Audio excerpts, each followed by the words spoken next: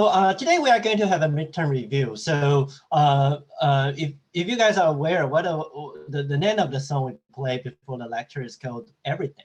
So usually before the midterm review, if you try to send me an email or if you try to ask anything on Piazza saying that, oh, what's going to be covered on in the midterm, from the educational purpose, what I would definitely tell you is everything.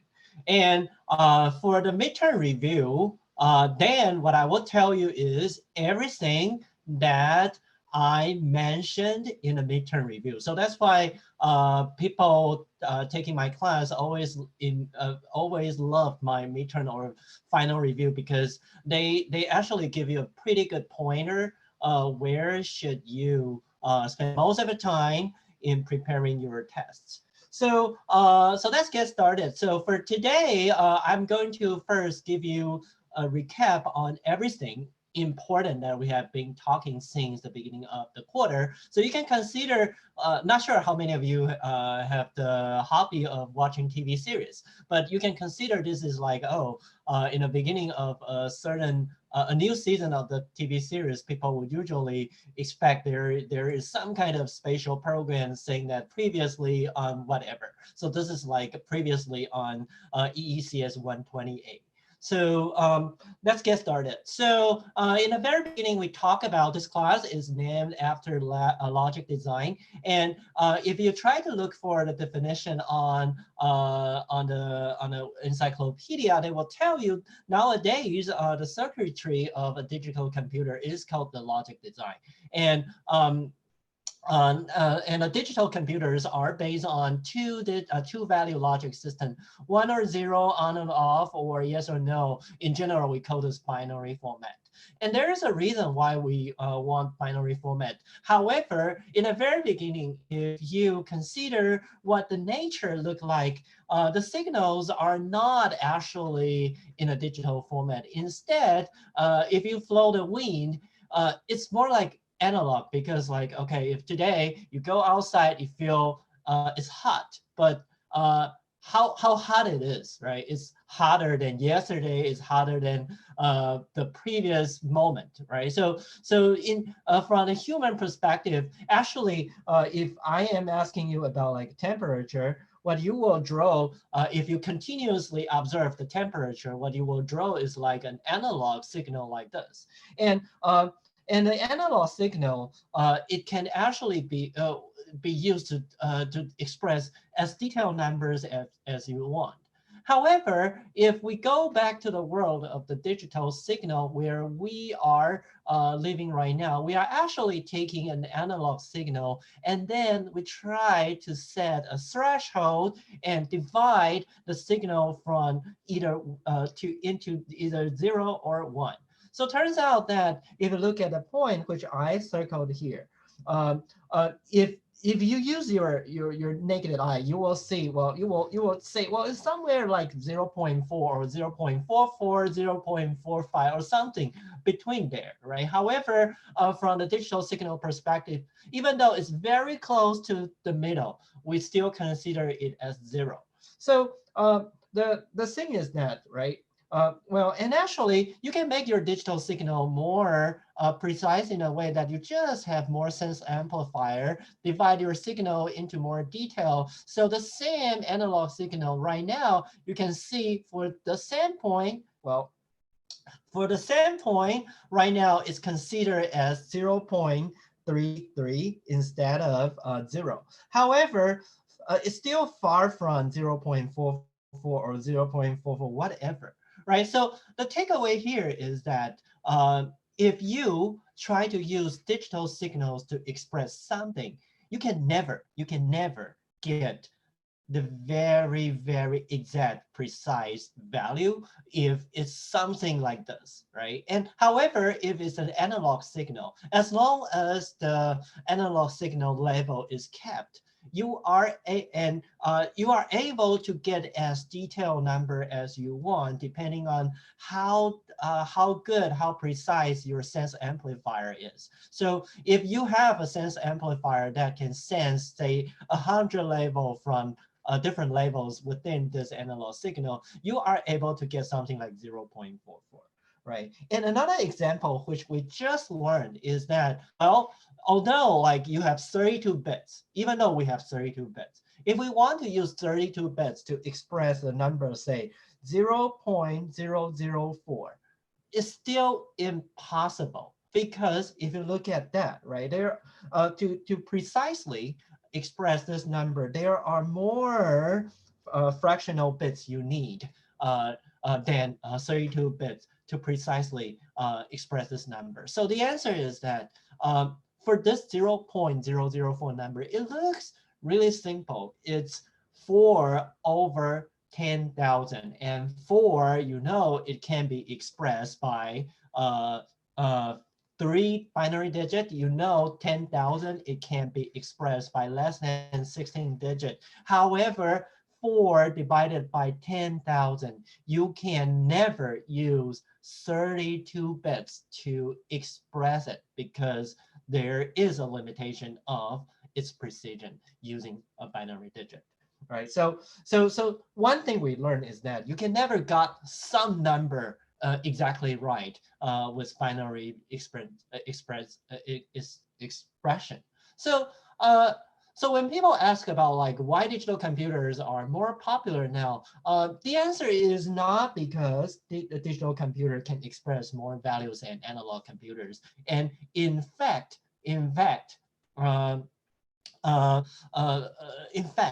right, it's more, it's the analog computers.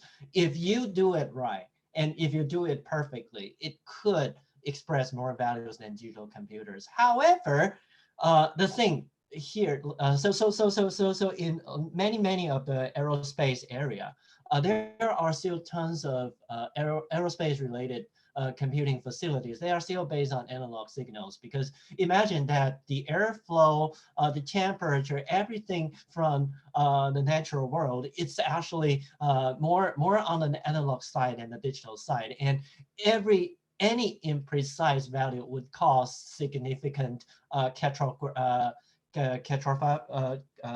very bad outcome. Right, so they really want that precision. However, the reason why digital computers are used more often in our everyday life is because, except for those rare cases that you desire very high precision, right? The cost of building such a very precise computer is very expensive.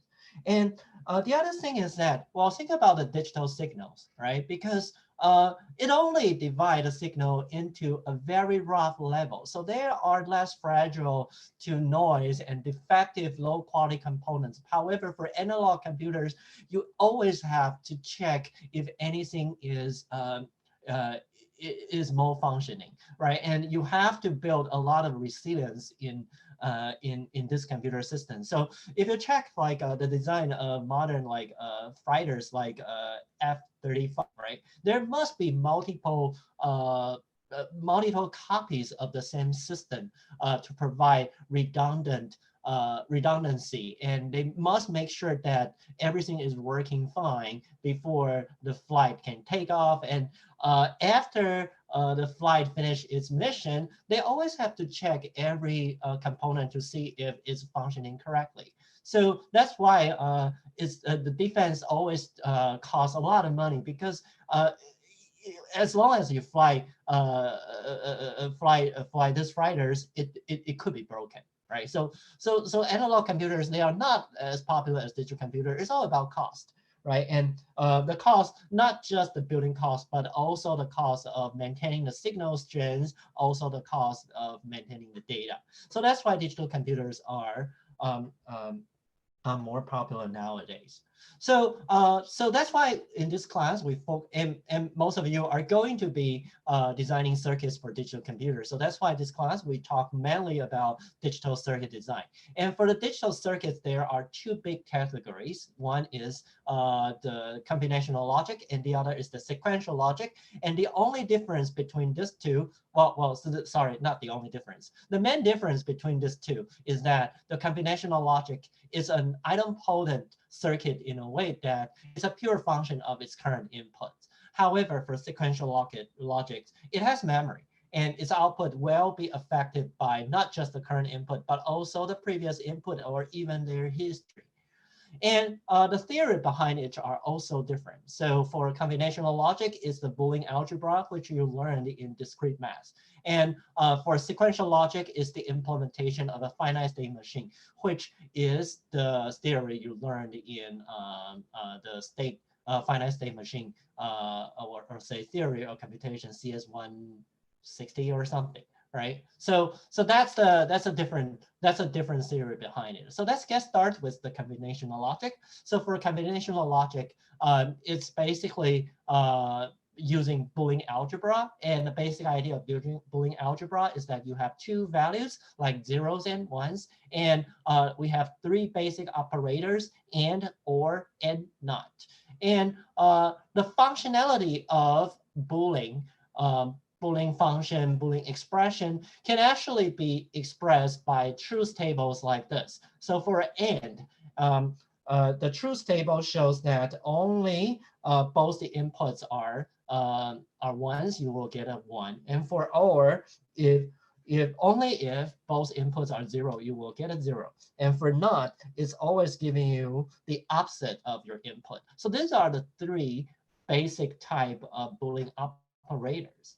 And there are also some other derived Boolean operators. A lot of logic design class, they talk about these gates a lot because as we know, like NAND or NOR, they are actually the universal gates, which we will talk about. And that's why a lot of professors, a lot of teachers, they like to torture you guys by converting this to NAND and NOR, but from the textbook that you use, it's not like that, because we just want to give you the basic idea of NAND and NOR. And in fact, as you learn more from the lab, you know a lot of stuff right now we can use the synthesized tool to generate. So the chances of using those low-level optimization in NAND or NOR, they are rare. However, for this class, we still want to give you the concept of how it works. But most of the time, when we talk about design,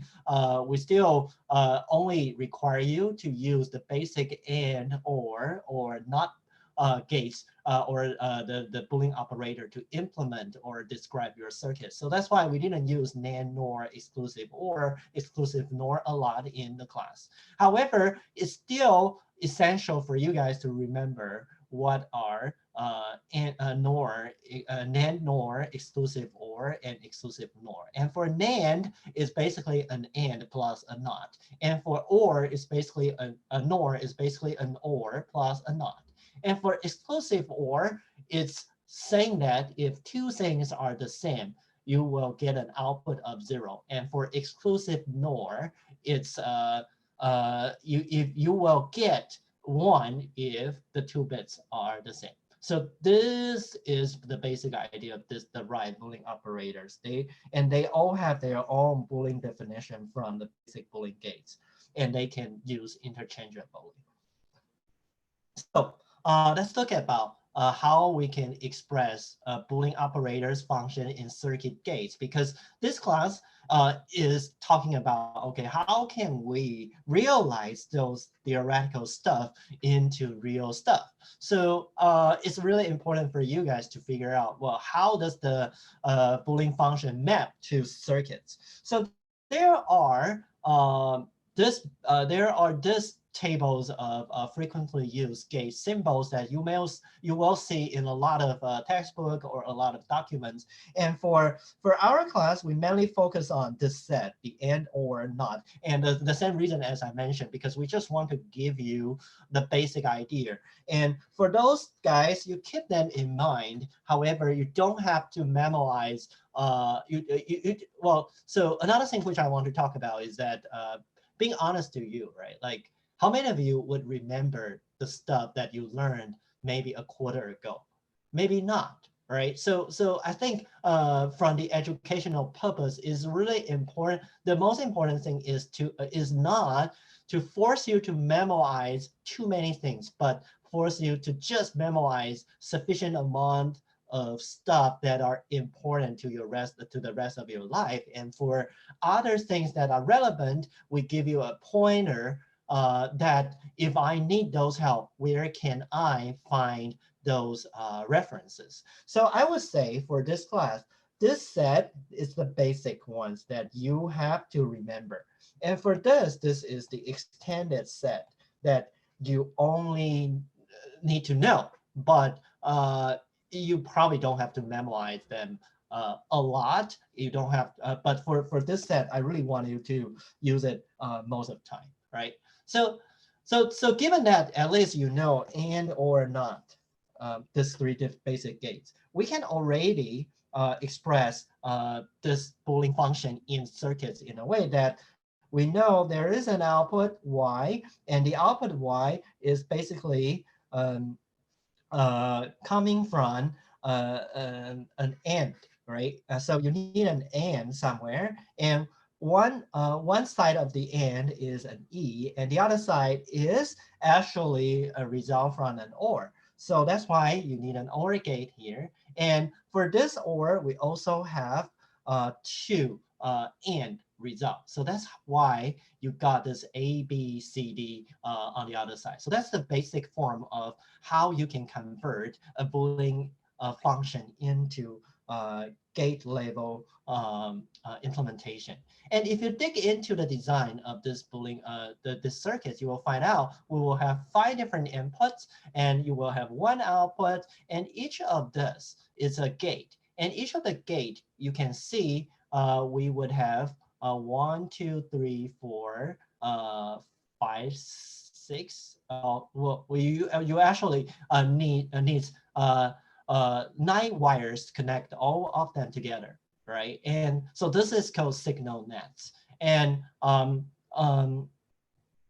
also, if you look at the input-output pins, you will find out we will need 12 pins to connect those wires to our gates. So these are, if you ever pay attention to the synthesizer report of your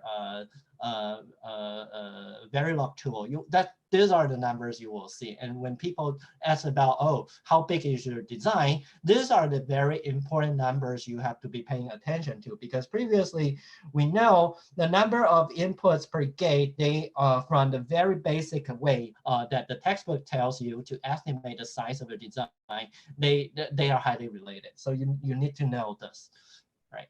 And we talk about universal gates. So and or not, they are just our, they are not what we really put in a final implementation. It's the high-level logical view that you can see. Well, you can definitely use and or not, these 3 gates to implement the logic, but it's not as efficient as using NAND or NOR, this kind of universal gates for quite a few reasons. But let's go.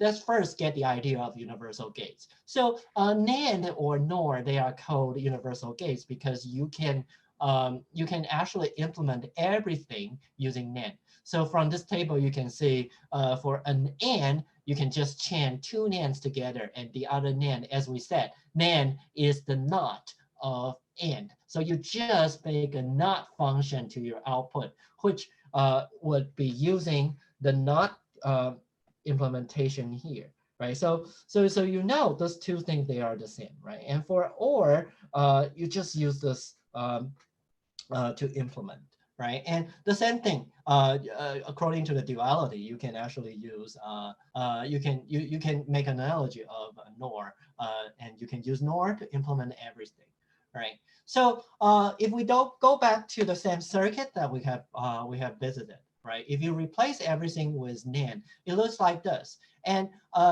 there must be a question from you that, oh, wow, they are not as efficient as we think, right? However, let's look at the implementation side before we make the conclusion.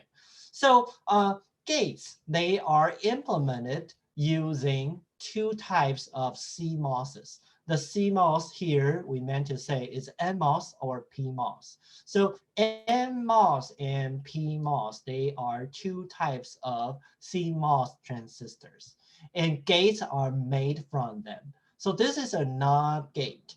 And this is an AND gate. And as you can see, to implement an AND gate, you actually need 6 transistors. And to implement an OR gate, you also need 6 transistors. However, to implement a NAND gate, you only need 4 transistors. And from what you later learned is that every transistor, every wire, they have their own delay.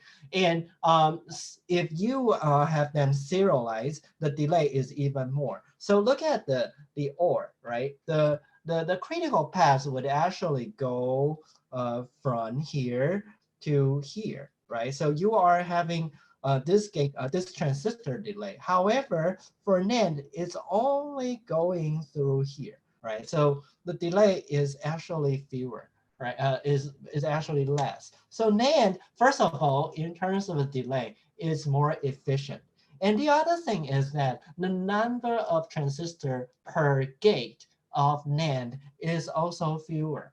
So that's one of the reasons why we love the universal gates, because potentially, if you have the same amount of gates you need the same amount of gates to implement the circuit, NAND is going to be more efficient in terms of size as well as gate delays. Most of the time we talk about NAND more often than NOR because NAND is slightly faster than NOR due to some capacitance issues that physics can tell you. And but the basic idea of universal gates is because for NAND and NOR, they can use to implement everything.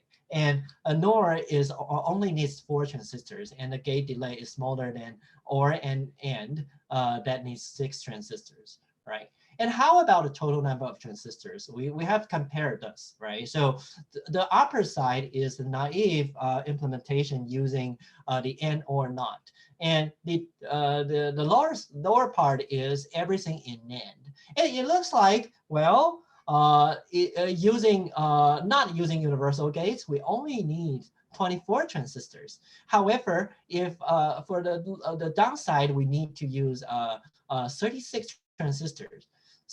But if you pay attention to that, right, these two, they are NOTs. These two, they are NOTs. So they can be canceled out. And turns out that you only need 5 gates in total, and it only required 20 transistors to implement. So that's why, well, if you didn't pay attention, you will feel like using NAND is not a better idea. But if you can further optimize, you will figure out that NAND is essentially a good idea because in many cases, those NOTs, they can be chained together and canceled. So we talk about the reason why we would like to have NANDs. And the thing is that, right, right now you have a feeling, right, for those gates that was previous AND or not. They can basically using, if there are 2 inputs, they can basically be simplified into one NAND gate. So basically, right? So basically, the textbook proposed an estimation method to evaluate the size of your design. So it's telling you if you have 2 inputs, it needs 4 transistors. And that's actually mapping well to what we just think, that a NAND gate needs 2 transistors, and because the cancellation effect, most of the time it's like a 1-1 mapping between your AND OR gate to a NAND gate.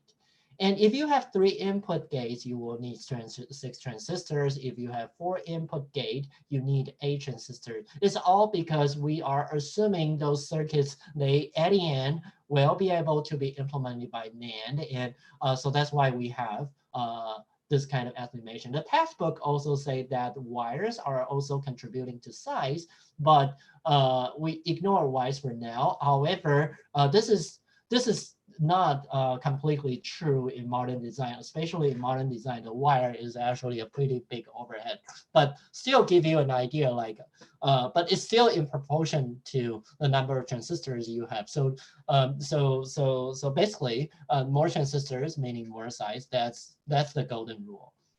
Okay, so So let's look at so right now, right? So right now, I think we all agree that we can easily transform a Boolean function into the circuit design. But how can I get those Boolean functions in the very beginning? And most of the time, when you are asked to design a function, you are only going to get a description about like, okay, so assuming X is a rule and Y is another rule, right? Then the output, the desired output is a combination of those when both conditions of those rules are fulfilled, right? So for example, if you want to get if you want to get credit from a question, it requires you to input something, and the input must be given in time. So both rules needs to be fulfilled for you to get full credits, right? So this is an example of a truth table, right? So most of the time, the natural form of design or describing a circuit is not the Boolean function, but the truth table. So you're going to get a truth table like that, and then how to convert it from truth table to your design. So in this class, in the textbook, we talk about two methods, but later on when we talk about K-maps, you know that the other method is actually not so useful in the case that you need K-map. So most of the time, or say, I don't think I'm going to use a product of max terms anytime in the rest of the class. And we are only going to use the sum of Minterms. And the basic idea of converting from truth table to sum of Minterms is that you just need to find those rows with output as true. And for their input, if it's corresponding to a 1, you just put the normal input there. And if it's corresponding to a 0, you not that input.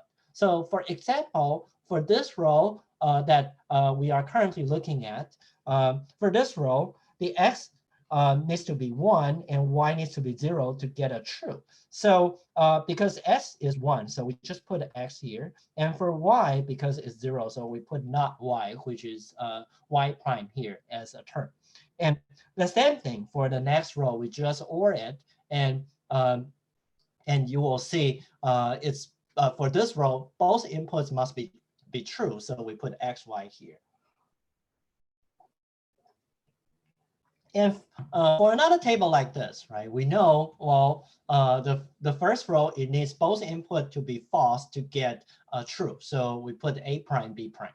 And it also needs both inputs to be true to get true. So that's why we put AB here. So this is actually how you get the sum of Minterms from the truth table. And this is probably the most important technique you have to learn to get a success from your homework or your midterm, as well as your labs, right? So using this, right, we can revisit like a simple design question like binary addition. So you guys learned this in your CS61 or any kind of very basic like computer engineering, computer science 101. Right. So I don't think I need to talk about too much about how the binary addition working here. However, using this kind of result, you can actually create a truth table, because you know if both inputs are 0, this is the expected output, and this is the expected carry, right? And so for this part of the half adder, you know this is the expected output. And so that's how you get a truth table. And let's look at the half adder. If this is a truth table, right, you can easily get the function like this, out equal to this, C out equal to this, and use the technique that we just learned, you are able to convert your design, your Boolean function into a circuit like that. And for full adder is more complicated, and you know that, well, those are the Minterms I need in their result, and that's how you get the out and cout function like this, right? And using this truth table, this is the resulting circuits that you will design, right? However, this design we just showed, it's actually not fully optimized, right? So there are several ways to simplify your circuits. And in discrete math, this is what your teacher will tell you. Use this law in Boolean algebra to simplify your function. So let's look at this function like if ABC equal to this guy, and you will use uniting theorem, and you will use distributive law, and this is how you get the final thing, right? And I know you will, after you see this, you are going to have an F word in your mind that, oh, how come can I get the final result, right? So that doesn't make sense to me, right? And it doesn't make sense to me either. So that's why I'm ending up with a computer science degree instead of a math degree, right? So here is the better way of helping you simplifying your circuit. That's called K-map. So this is actually the most important tool that we have been taught in the first half of the class. So you can, and we actually have 2 lectures on K-maps. So so it's actually one of the most important concepts you have to get to nail your final. So for K-map, it's an first you have to convert your truth tables into an alternative mapping. And this alternative mapping is basically giving you a guide to apply the uniting theorem. And the step is that you have to create a 2D truth table with input variables on each dimension, and adjacent to column row only change 1 bit in the variable. And for each ij, each column I, row column j, row I, with the corresponding result in the truth table. And third, identify the onset, means a set with size of power of 2. For example, 1, 2, 4, 8. That contains all ones. And this onset, those literals, they must, these ones, they must be neighbor with each other. So and you cannot have an empty slot within this onset, even though its size looks great, right? And unite those terms together. And find the minimum cover that covers all ones in the graph, and sum the united product terms of all minimum cover onsets. So that's the basic algorithm of the operations you need to know to work on K-maps. So if you look this context, you probably don't know what it works. So how it works. So let's look at an example. Like if I have a truth table like this, as I said, right? You have to lay out your variables on one side and the other variable on the other side. So 0, 1, 0, 1, and map this output to this table, so you get 1, 1, 1, 3 ones here, 1, 0 here. So this is a very perfect 1, 1 mapping, right? And now identify the onset. So definitely 1 is a basic onset, but if you just put 1 here, it's not going to give you the minimum number of sets. So instead, we try to find if there are 4 or there are 2, and there is no 4. Otherwise, the whole table is just like true, right? And here we find 2, 1 onsets. So the first onset, you will find the common literal is actually A prime. And for the other onset here, you will find a common literal is actually B prime. So you can get a conclusion for this function. It's actually A prime plus B prime. So that's a basic K-map. And if you are having a 3-variable K-map, you have to lay out your variable on one side with 2 variables and the other side for 1 variable. And this layout, you cannot do it casually. Instead, you have to label it based on gray coding, which means that between the neighbor, you can only change 1 bit. So one thing you find is here it comes from 0, 1 to 1, 1 instead of 1, 0, because if you go from 0, 1 to 1, 0, the handling distance is actually 2 instead of 1. So you can only change 1 bit at a time in 3 variable K-map. So given you know this is a truth table, you convert it to K-map. This is actually the 2D map. And identify the onset, you can easily find, well, this is a 4, and the common literal here is C. And there's another 4, the common literal here is A prime. So you can basically say, well, this function is A prime plus C prime. And this is exactly the same question that we have been using uniting theorem plus distributive flow to get that.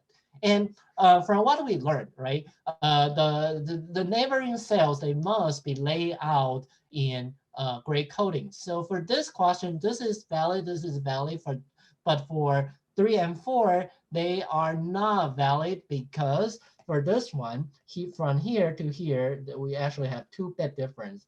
And from here to here, it's the same, right? So we cannot do this, right? So the only valid K-maps, they are this. Okay, so and given you know this, right? You now know that, well, if I want to find, if I want to simplify my circuits, lay out it in K-map and finding out the minimum minimum cover and convert this minimum cover to the minimum SOP.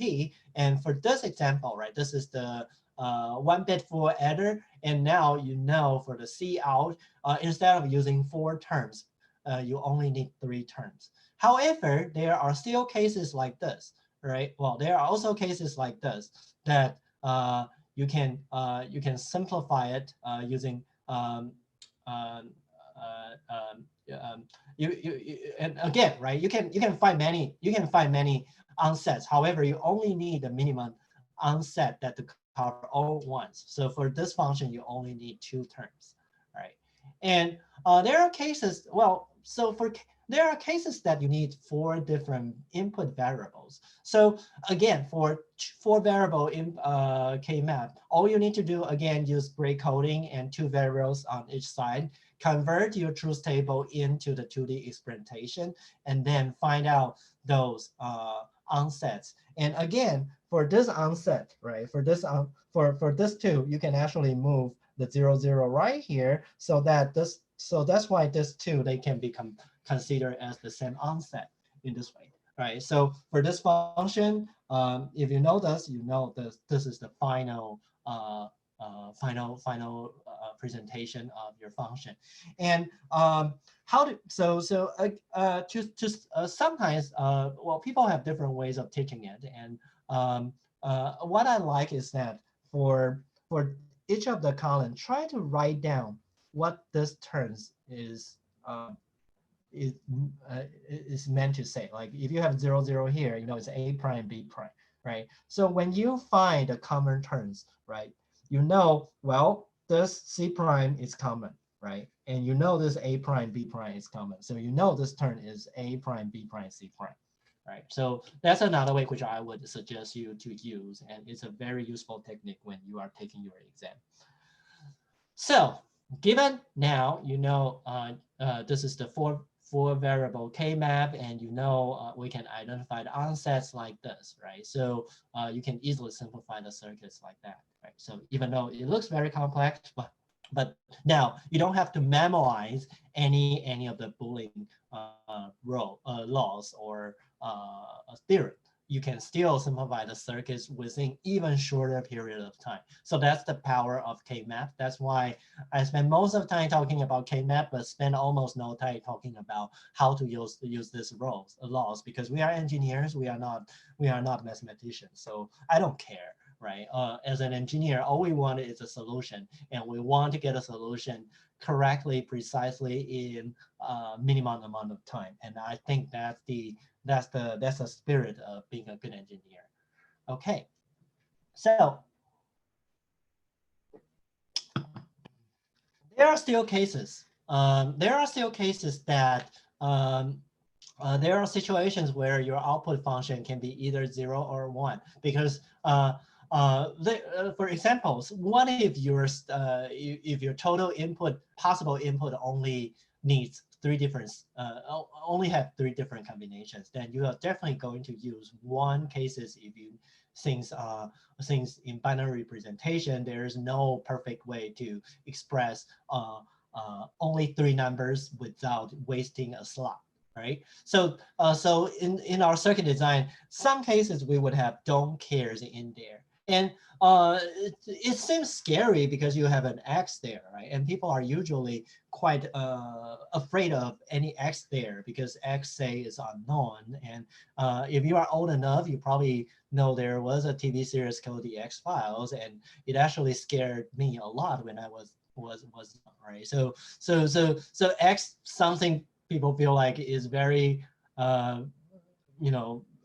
people are very afraid of that. However, don't care is actually your friend because you can use it as your wish because it can be either 0 or 1, right? So if you treat it as 0 here, you are actually getting 3 terms, right? If you treat it as 1 here, right, it's even fewer terms, right? So it's because it could be either 0 or 1. So just use it as your wish. So if you see a case that you need an X there, don't worry about it.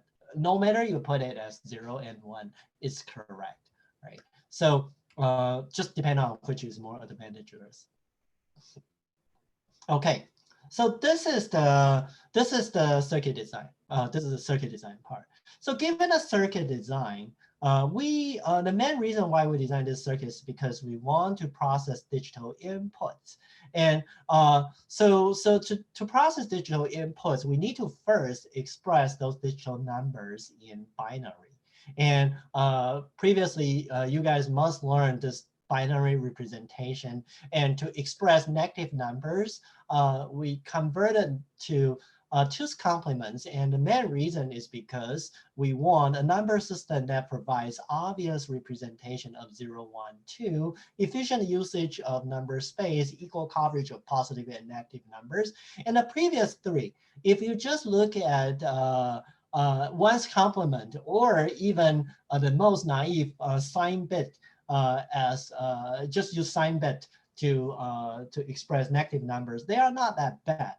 But why we finally end up with 2's complement, and the main reason is because we want easy hardware design, right? So if you want to use, if you use 2's complement, right? If you want to perform 3 plus 2 or 3 plus minus 2, you can actually reuse the same circuit, but just change the overflow detection, right? So that's why we end up with the 2's complement expression, right? And using that, we can design adder, right? And because adding is basically the very basic way, very basic demand of mathematical calculation. So if you use 2's complement, right? The only thing you need to change from your from your previous adder that only supports positive number is that you just need an input to say this is a negative number, and if it's a negative number, you add a carry in it. Otherwise, you just add it, right? So this is what you need, and the full adder, it will result in this way after your simplification. However, if you just use the full adder to implement every bit, you will figure out that if I want to get a result, right? Those A1, B1s, A2, B2s, A4, B4s, they are immediately available, and I can get a result immediately. However, for those C's carries, they are coming from the previous calculation. So you need to chain them together and then propagate the result like a repo, right? So this kind of design, naive design, is called repo carry adder because you need all the carries to be generated to know the final result, right? So that's from the very previous rough estimation of the gate delay, you know for each carry you need 2 gates to generate your result. So if you have 32 bits, it ends up with 64 gate delays, which is very inefficient. So we learned another design called carry-look-ahead adder. So for carry-look-ahead, it actually has, it used more theoretical analysis on how we get the outcome. And it turns out that the cases that you need you need a carry to get your result is only half of them. But for the case where your both carries are both inputs are 0 or both inputs are 1, you must have carry or must not have carry. So for those cases that we have to wait for, we need to wait for carries, they actually dig into that and figure out, well, it's actually not that difficult to get, because if you figure out how to get those signals, right, it ends up that everything can be known in the very beginning. So so that's why this is called carry-look-ahead adder, because you only need the beginning of the input to get to pre-generate all your carries and use them as the input of another one, right? So the total gate delay of the carry-look-ahead is right now only 2, because if you look at the design, it's basically uh,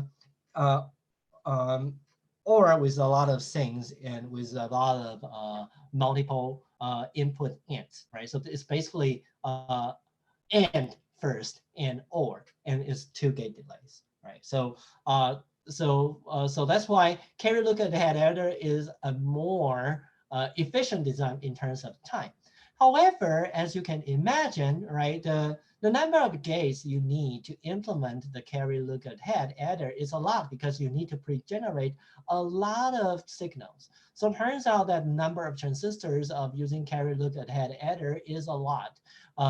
So if you are really in a design that I don't care the delay a lot, but I do care the size, then we still want carry repo adder. However, if the delay is the main thing you care about, then what you want is the carry look-ahead adder, right? So this is called the area delay trade-off, and it's called trade-off.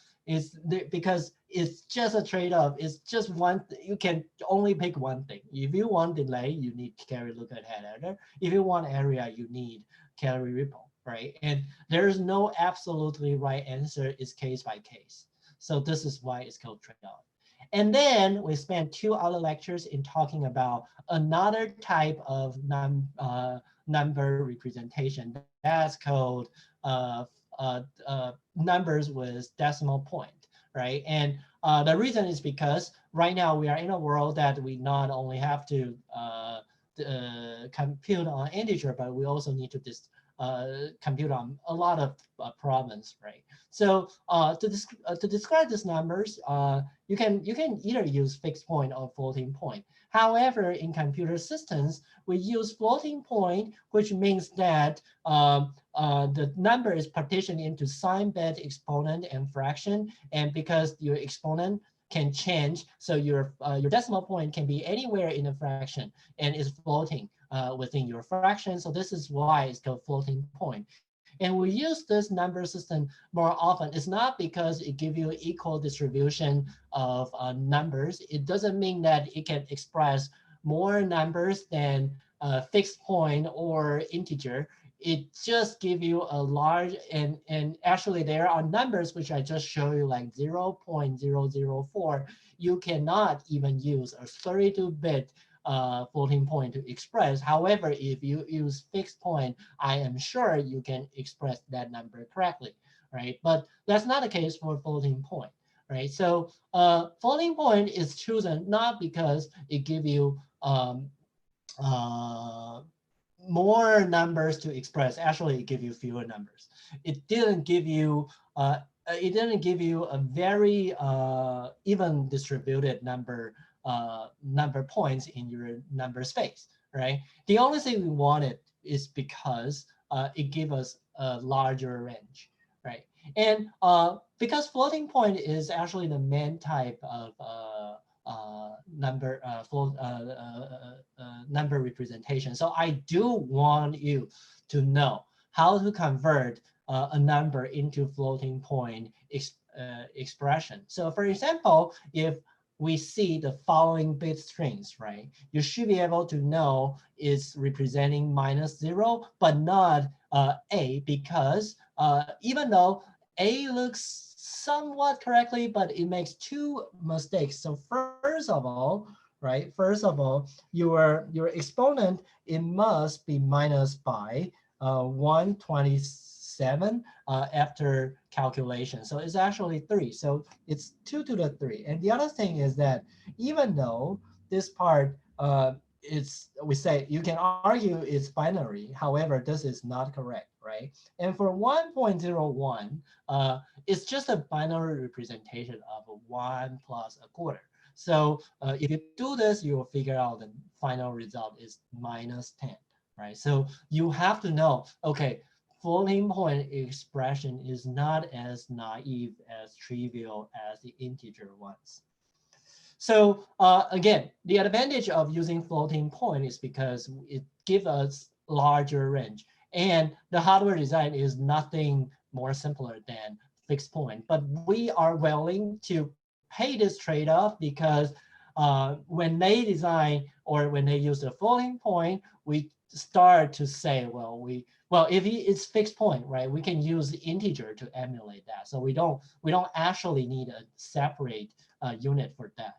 However, when we decided to add this support, we already make the decision we want to take the trade-off, take the overhead of more hardware complexity to accommodate wider range of numbers.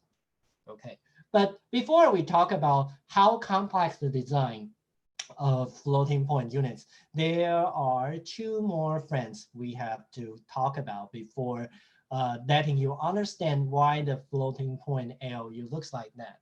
The first friend is multiplexer. And if you did your lab on your own, you will know what a MUX is. It's actually saying that I have two inputs and I have a select signal. Oh, I have multiple inputs. I have a few select signals. Based on the select signals, I can select my output.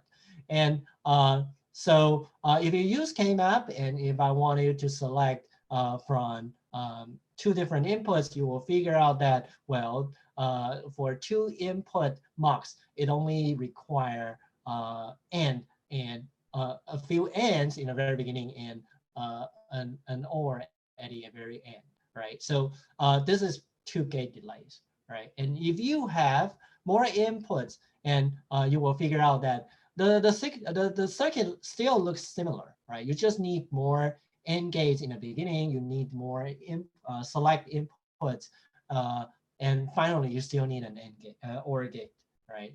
And this is the same, still the same with an A21 MUX. It's still an array of AND gates with more and more select signals and a final OR output, right? So that's the estimated gate delay, no matter how many inputs you have, is always the estimation. If you are using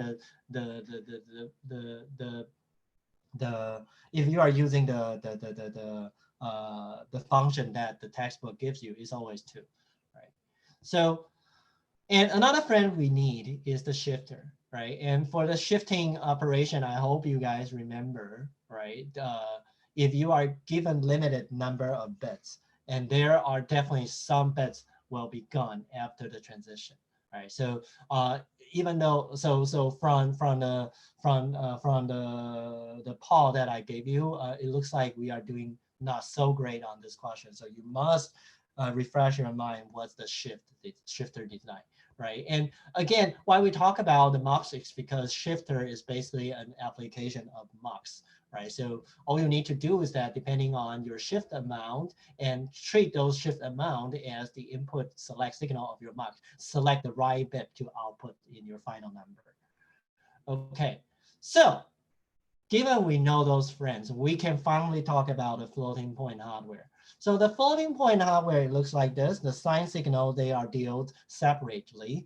And we have the exponent part. And the exponent part, first of all, we get a small LU to calculate the difference of their exponent. And this is because we want to shift your input numbers so that they will be aligned when we are putting those input numbers into the big ALU. So here we have the shift right.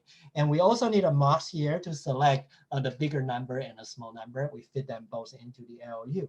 And this part is just like an adder that you learned before.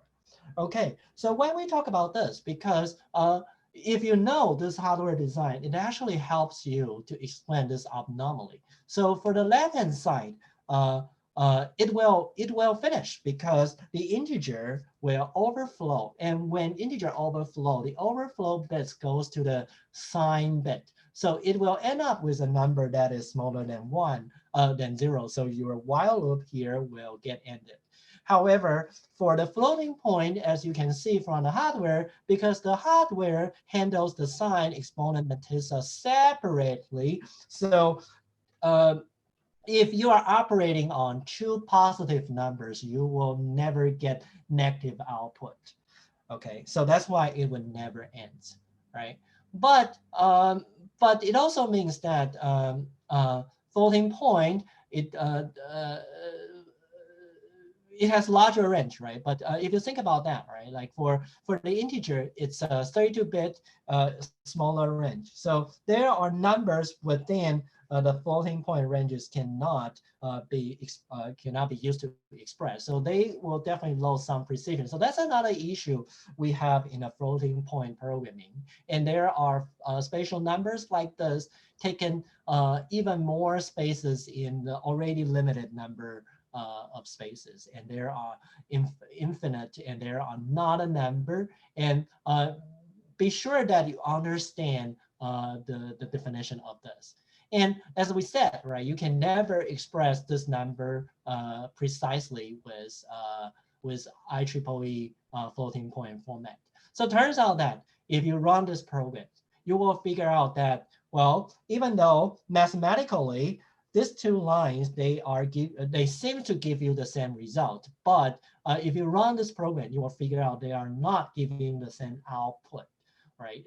And if you use this output, your result will. If you use the lower one, your output is going to be more precise than the upper one. You may think, well, commutative law is broken. You may think it's the programming language issue. You may think, well, I'm not a good programmer. But the reason why you are not you think you are not a good programmer is just because you don't understand how the hardware works. So that's why this is really important, right? And so if we just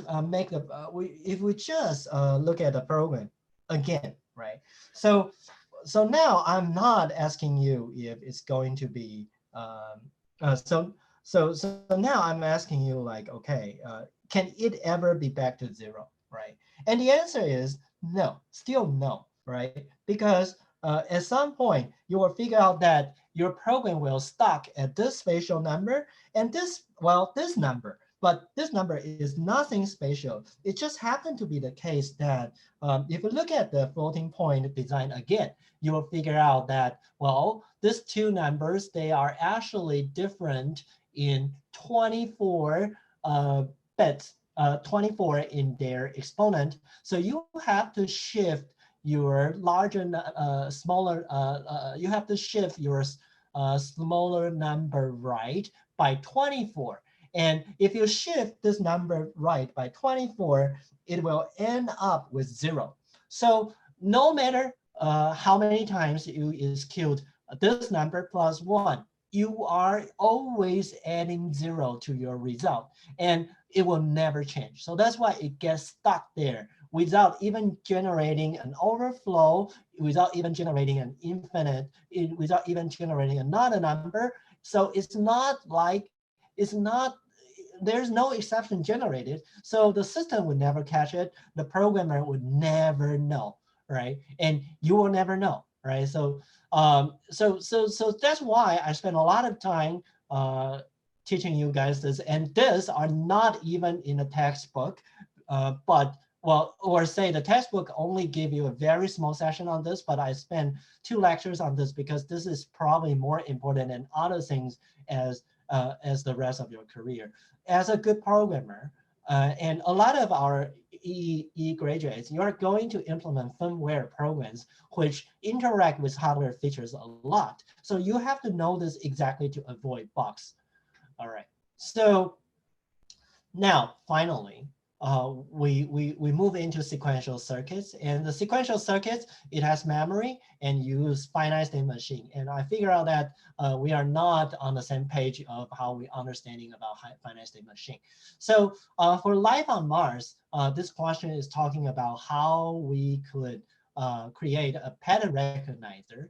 And we don't know. So for many of us, we don't know how many states we need. And you actually need more states. So here I have a procedure for you to know how to convert a design into the finite state machine. So first of all, reduction, reduce the problem to a sequence recognizer. And if you want to recognize a sequence with length of n, you need n+1 states by default. Why I say by default? Because later on, you know, there are states that you can combine together. But let's say to recognize a sequence with length n, you need n+1 states by default. And then lay out the states and connect states with arrows, which means that you create state, or you can create a transition table if you want. And then merge states with exactly the same transitions, meaning that it has the same output, the same input would lead to exactly the same output together. So let's look at this. So for FSM, for life on Mars, right, you can consider we have a starting state and we are recognizing 0, 0, 1. So you have a state of 0, have a state of 0, 0. You have a state that tells you finally we are at 0, 0, 1. And the state transition diagram is that if you see a 0, you go to the state. And if you see another 0, you go to the second state. And if you keep staying at 0, keep receiving 0, you should stay at a state that's saying that I have more zeros. You only go to the final state when I see a 1 here and create an output of 1. Right. So this is if I receive another 0, then it goes back to the state that I have 1. 1, 0, right? Otherwise, you should go to the beginning of the state. So that's the transition of life on Mars. And as you can see, the outputs of 0, 0, 1s, they are equivalent to the outputs of the S states. Because if you look at this, right, if I have 0, 0, it goes to 0, right? And if I have a 0, 0 here, it goes to 0. If I have a 1, 0, it goes to S. And if I have a 1, 0, it goes to S as well. So it's all the same. So that's the state that you can merge. So you should merge them together. So that's why by default, you need 4, but you can merge them into 3. Right. And another way is that you can make a table like this, and you will know that for S0, S3, they are giving you the same output transition. Right. So how to make the finite state machine true? Right. We need a few things. So we need first of all, you need a memory, right? And you need you need a clock signal to control the memory, the timing of the memory, right? So there are 4 different types of bit storage that we have learned so far can be used as memory. And here's the table, list all the differences. So, and this table is very, very important. I'm sure you are going to have a question on your midterm asking about this. So for SR latch is the type of latch that when S equal to 1 is set the Q to 1. And when R equal to 1, you set the Q to 0. Q means the state the latch is outputting, right? But the problem is that for this kind of latch, right, if you are oscillating your signal, then there is a chance that you are going to get both ones, and the behavior of this circuit will become undefined. So that's why we come up with the second type of design called label-sensitive SR latch. And with the C input, right, SR only become effective when C equal to 1. However, you still cannot avoid the case that if you have a user that intentionally set input to be 1 ones, right? And also, so that's why we have the D latch. So D latch, as you can see, we only receive one input, and we always not the other input. So if your input is 0, then it actually gives you the case where R equal to 1. And if input is 1, it actually give you the case where S equal to 1, right? So, and it avoid the case of 1, 1 if your clock is set appropriately. However, there is still an issue with this one because your D signal needs to be stably long enough to set a memory, and also the output can only be kept for half of the signal because the output can change any time when the clock signal is on. So that's why we end up with D flip-flops in our modern design in a way that it can hold the whole output for the whole complete clock cycle, and it only take the input value from the very beginning. So that's why right now when we talk about the sequential circuit design, it's mainly the D flip-flop that controls that. Okay, so here I hope you spend time go through this diagram of SR latch so you know what's going on here, what the issue with SR latch. And the D latch is the timing diagram is this. And as you can see, the main problem we mentioned is that if your signal is not stable in the rising edge, your output will be gone. All right, so you cannot hold it, right? But if you have the D flip-flop design, then that's not the case, right? For the D flip-flop design, if you're as long as the beginning of the clock age, the signal is up, then we can definitely keep the output for the whole cycle. So that's the benefit of the D flip-flop, and it would actually help your signal, the design simpler. So from this, we know for sequential circuits, right? The choice of clock signal is very important because you want a clock signal to be long enough to have all your circuits finished. So like this carry-lookahead adder, if you take the input and if you take the output in after 4 gate delays, you are never going to get a correct result because for this 32-bit carry-lookahead adder, you need you need a 4-bit carry-lookahead adders, and each of them would take at least 2 gate delays. So you would add, you still need 16 gate delays to get your final result. And if you set your clock signal to be only 4, it's not going to give you the right result. And the definition of a clock signal is a complete cycle of rising and falling edge, right? As we see here. And so I think this is relatively easy. So I think let's just go through, let's just go to the part that I already saw people on YouTube asking about this. Where is the midterm sample? So here is the midterm sample. You can only get this after the lecture, and it's going to be available on the course website, not anywhere else. Okay, and let me talk about the midterm format. So the format of midterm is that we will have tons of multiple choice questions. We will have 30-ish multiple choice questions. It's an open book test. It's you can you can create cheat sheet if you want. And the only thing I want you to do is to make sure that you maintain a social distancing, follow the social distancing order. Don't work together with anyone. Don't sit together with anyone. And don't discuss with anyone. And make sure your answer follow exactly the same format that the question requires. Otherwise, the auto grader won't grade it correctly. And I won't give you grades. I won't regrade you.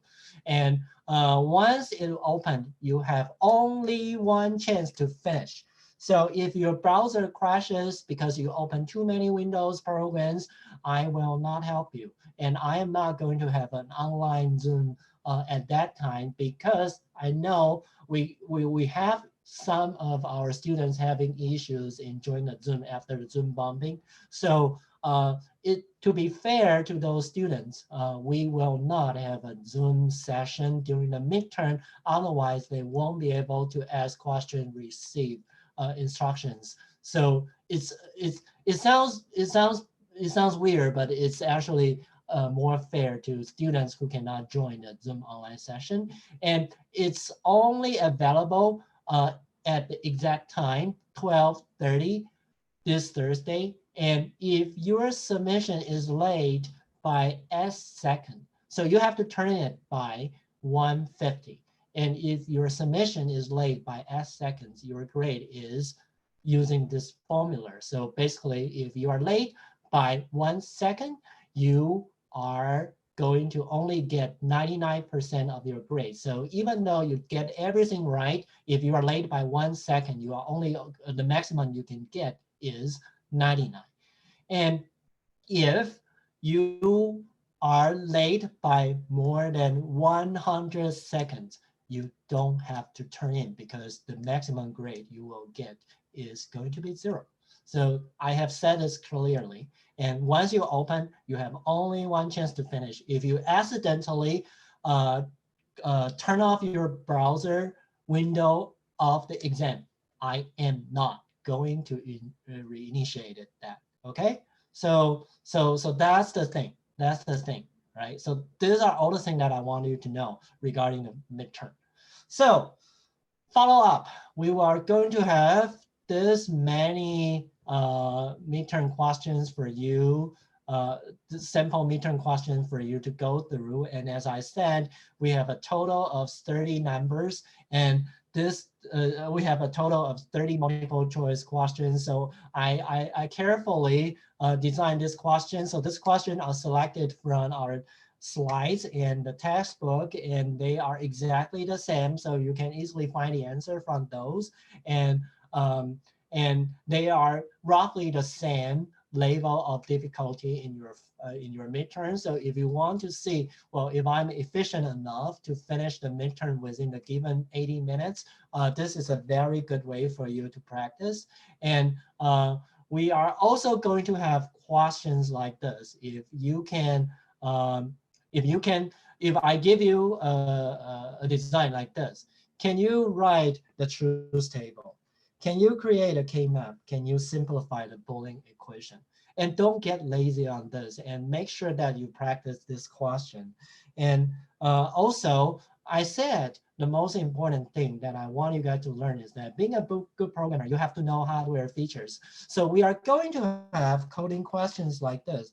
And you have to tell me what's the output of each of this, right? So those are the things that I hope you guys spend some time to practice, and make sure that without any help, and you know we have 33 questions. It's a lot. You have to, and you only have 80 minutes. It means, and some of the questions are like this and this, right? So on average, you only have 2 minutes spending on each question, and you probably don't have time to check it over again. So make sure, so make sure that so although I said it's an open book test, it still means that you have to be really familiar with the stuff to minimize the time you are wasting on looking for answers, or maybe you don't need to look for answers because the question is a lot, right? And for this question, I not only want you to tell me the output, but I also want you to tell me why.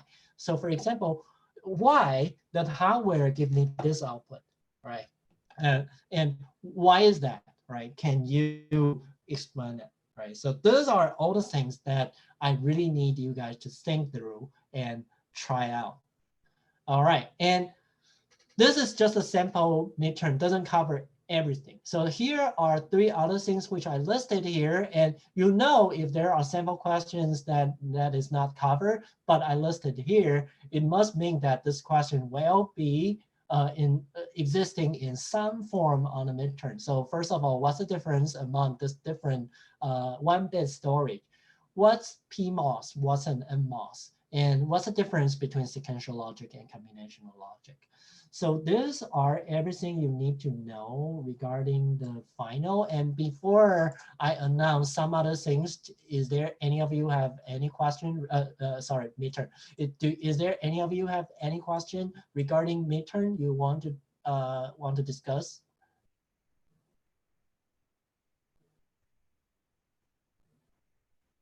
Okay, if not, here is the stuff I want to make sure that you know.